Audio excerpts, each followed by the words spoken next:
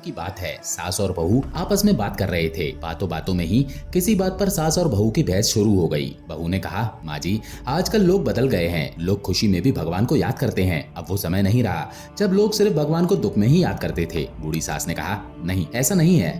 आज भी बहुत कम लोग हैं जो भगवान को खुशी में याद करते हैं, वरना सब दुख में ही याद करते हैं। अब इस बात पर सास और बहू दोनों में बहस हो गई। बूढ़ी सास ने कहा, ठीक है, मैं तुम्हें इस बात को समझा देती हूँ। अब जो मैं करने जा रही हूँ उसे बहुत ध्यान से देखना। तभी बुढ़िया ने देखा कि एक साधु उनके घर की तरफ आ रहा है। बुढ़िया ने घर के बाहर एक थाली में बहुत स्वादिष्ट खाना और मिठाइयाँ रख दी। साधु आया। साधु ने जैसे ही देखा कि स्वादिष्ट खाना और मिठाइयाँ हैं, उसने फौरन उसे खाया और चला गया। अब अगले दिन फिर वही साधु आया। बुढ़िया ने अब की बार घर के बाहर एक डिब्बे में कुछ पैसे रख दिए। साधु आया, डिब्बा खोला, पैसे निकाले और खुशी खुशी चला गया। अब अगले दिन साधु फिर आया। इस बार बुढ़िया ने एक डिब्बे में गंदा पानी और कीचड़ भर के रखा था। जैसे ही साधु ने उस डिब्बे को खोला, साधु फौरन बोला, क्या भगवान, मेरी किस्मत में ये गंदा कीचड़ ही मिला था आपको देने को। तभी सासू माँ ने अपनी बहू से कहा, देखा, जब तक इस साधु को खुशी मिलती रही तब तक सब ठीक था, लेकिन थोड़ा सा दुख क्या मिला, लग गया भगवान को कोसने। कहानी का निष्कर्ष, भगवान तो हमें खुशियां देता रहता है, लेकिन हम उस प्रभु का शुक्रिया करना भूल जाते हैं। जरा सा दुख क्या मिलता है, हम भगवान से शिकायत करने लगते हैं। बोलो